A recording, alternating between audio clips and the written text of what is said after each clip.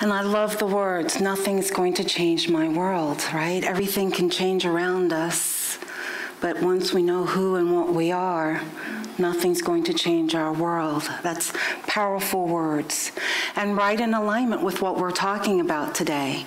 Here we are, the last day of 2017, celebrating that together. It's normal for us to, on the last day of the year, to look back, to reflect on what was in the year, you know, all those precious moments. And as I started to write this talk, it made me reflect over the last 2 years that we've been together, because I know in 2018 I'm not going to be here with you for much. So there's that bittersweetness to it, you know. So if I get emotional in this talk, you'll know why, and I'm here to model that all the emotions are acceptable, are they not? Yeah. But what I did when I was reflecting is that I realized there's been a common theme. And the theme has been about replacing the false self and embracing your truth. That's really been my theme throughout the couple of years. And I realized that I've asked questions of you throughout the 2 years. Who are you? And we looked at systems. Are you the work system, the role that you play in the work system? We looked at family systems. Are you the role of mother, father, brother, sister, firstborn child, middle child, youngest child, right? We looked at those. I asked you questions of why are you incarnated right here, right now, in this moment? I've asked you questions about how do you create a world that works for all sentient beings?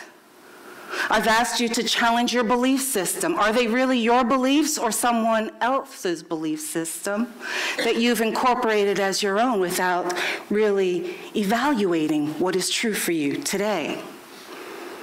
And so throughout all of those times, there's just been question after question after question. And today, here is your answer.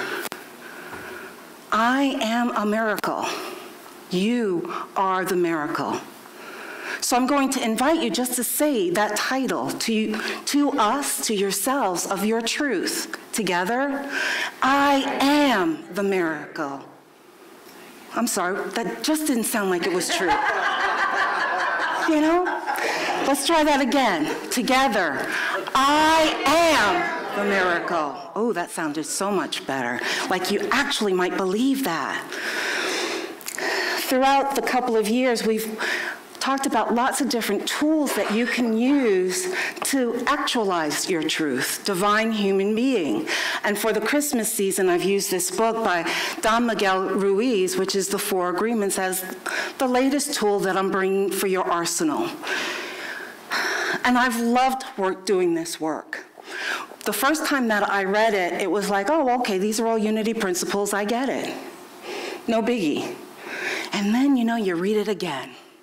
And you're like, oh, I get this now. I get it at a deeper level. And I hope that I was able to share that with you on our journey together. What I did want to read to start off with is why I chose this particular book to use. Don Miguel writes, there is no reason to suffer. With awareness, you can rebel and say, this is enough. You can look for a way to heal and transform your personal dream. The dream of the planet is just a dream. It is not even real. If you go into the dream and start challenging your beliefs, you will find that most of the beliefs that guided you into the wounded mind are not even true.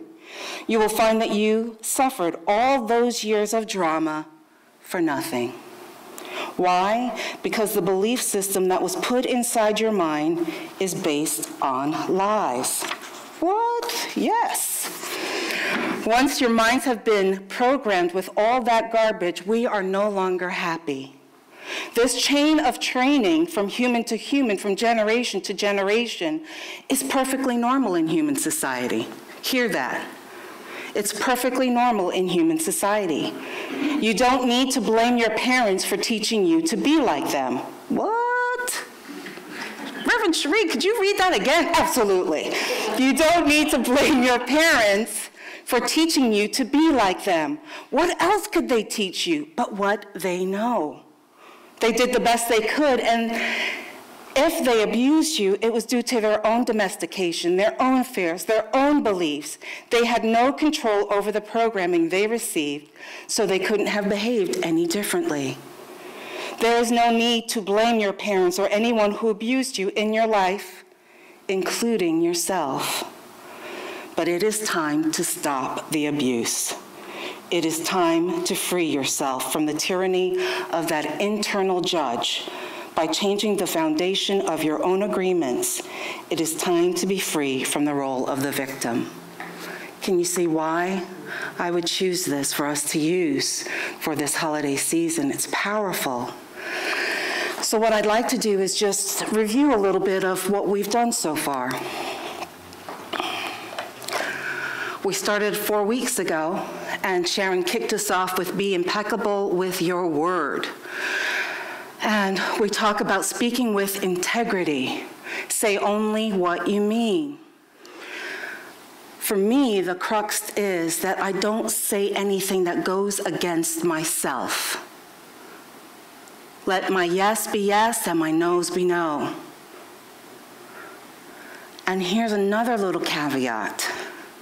This is not to be used to abuse yourself. Because we have been trained as human beings with reward and punishment, have we not?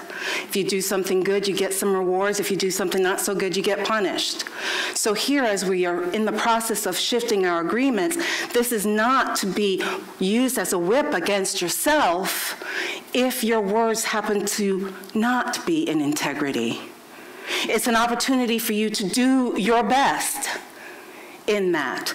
It's an opportunity for you to be in self-awareness of, you know, I could have used a different wording on that one, or, oh, there's my fear kicking up in what I said. And then I can either make amends or I can adjust. In unity, we tend to beat the crap out of ourselves if we don't say things in what we call unity speak. That is abuse. Did you hear me? Okay? So when we talk about this, this is about doing your best. Second thing was don't take anything personally, right? What anyone says to you, about you, one, it's not your business. Second, it's coming from their belief system. So if you take it personally, what that means is you have now gone into agreement with their belief system. You're living their dream. You're living their dream. So that's why we talk about not taking it personally, not from a perspective of, oh, you're so sensitive, don't take it personally. No, on a deeper level. Understanding that they are coming from their own worldview, their own filter system, their own opinions being shoved into them, possibly with not even assessing whether that's true for them or not. And does that mean that you're going to be perfect in that all the time? No, because we're human beings, right? So once again, it's about doing your best with agreement too. And then last week we talked about don't make assumptions, right? To find the courage to ask questions, to go into discernment. We talked about when we make assumptions, we come to the place of bringing our filters, our worldview, our beliefs in a relationship with others, expecting that they're going to just be like us, that they're going to respond just like we would respond. They're going to think just like we would think. They're going to say just the right words like we would say. Not so much, right? And then we get all bent out of shape, don't we? Everyone knows that you should have said blah when this happened. Well, no, not everyone should know. That's your worldview. Graham and I have been together, what, 14, 15 years now? Lordy, I don't know what's going on in that man's head half the time, right? So for me, it's about getting discernment, asking those questions. You know, when I see the face that happens and the changes, you know how we do. We read each other, right? And then we make up the story. Uh-oh. That must mean he's really upset with me. What did I do? I don't think I did it. Well, maybe he took that whole right? And I'm all spiraled off someplace, and he's just like, nothing about me. Wow. Freedom, my friends. And in this, once again, we're talking about doing our best. Am I going to jump to assumptions with him sometimes? Absolutely. Why? I'm a human being. Will you jump to assumptions with your partners? Absolutely, because you're a human being. But once again, this isn't about beating yourself up. This is about you doing the best that you can in that moment. And so today we're going to talk about the fourth one, which is always do your best. Always do your best is about being aware that you are here in this moment. And doing your best is going to look different from day to day. Doing your best is not from that Western puritanical theology. Yeah, I called it theology. Where your best has to be better than your best was yesterday or your best was last week. No, it's about doing the best that you can today with the awareness of how much sleep I had last night, what my emotional level is today. Am I grieving? Am I in happiness? Where am I energetically? And from that, being the best that I can be in that moment. You with me? Okay. So our bests are going to be fluctuating because we are living, breathing, fluctuating beings. So it's going to look a lot different from day to day. The other thing it says here is don't overdo. No more, no less. Don't overdo. When we overdo, what we're doing is we're going against ourselves. We are depleting our bodies. We are depleting our energy when we overdo. And when we overdo, the goals that it takes us to achieve certain things become harder and more difficult to do. Conversely, don't do less. You know, always do your best. Because if you are slacking and not doing your best that day, that's where those feelings of regrets and guilt and shame and blame generate from. So I'm going to give you an example because sometimes the words, the theories of the words just don't make it. Don Miguel does a wonderful story about someone who is looking to ascend his suffering, and he goes to the Buddhist temple to find a master to help him. And he says to the master, if I meditate 4 hours a day, how long will it take me to transcend? The master looked at him and said, if you meditate 4 hours a day, perhaps you will transcend in 10 years. Thinking he could do better, the man then said, oh, master, what if I meditate 8 hours a day? How long will it take me to transcend?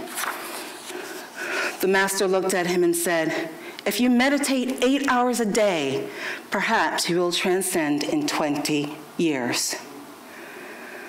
But why will it take me longer if I meditate more?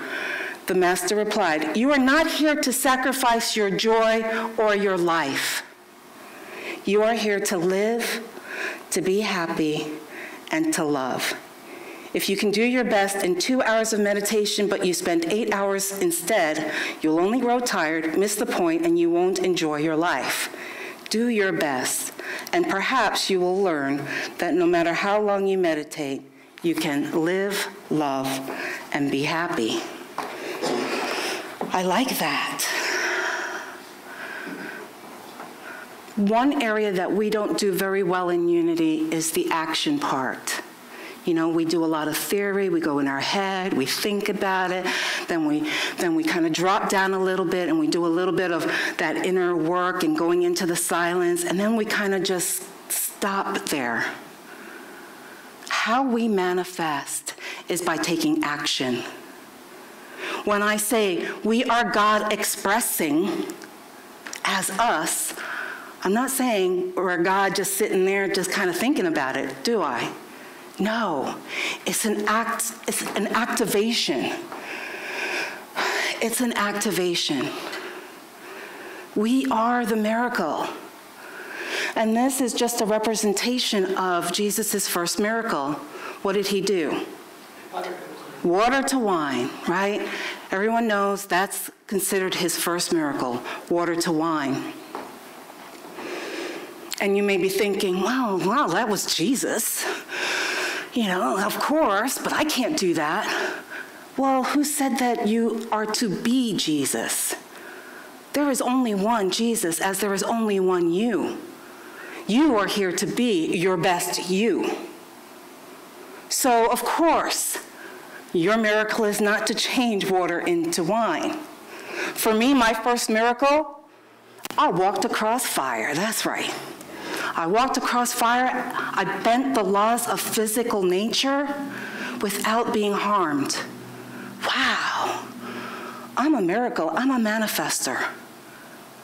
So what's your miracle? Stop trying to be like someone else. You are spectacular in your own being, in your own right. Step into that. Step into your miracle. No one else can do it but you. So why do we do this work? Because there's some benefits to it. If we're always doing our best, then we don't have time to take the judge out and beat ourselves on the back of the head with it, do we? Because we know in that given moment, we have done our best. So no guilt, no blame. We also realize that if we are doing our best, then we don't have to sacrifice. We have a right to live. We have a right to be happy. We have a right to love and be loved. And here's a biggie. If we are taking the actions that come from us, from our joy, from our wanting to do, then we don't have to worry about other people's expectations. If we are doing something because we're supposed to do it, or we have to do it, we will never do our best in that moment because we're living somebody else's dream. Do you understand that? Okay. No regrets. Self-acceptance. That we have really stepped into our truth. I'm a divine human being the miracle. So who are you? No, not rhetorical. I am the miracle. Thank you. Let's say that together. I am the miracle. One more time. I am the miracle. And we seal it in our DNA, in our cells, in our bones, in our everyness, as we say it for the third and final time. I am the miracle. Thank you. Lana?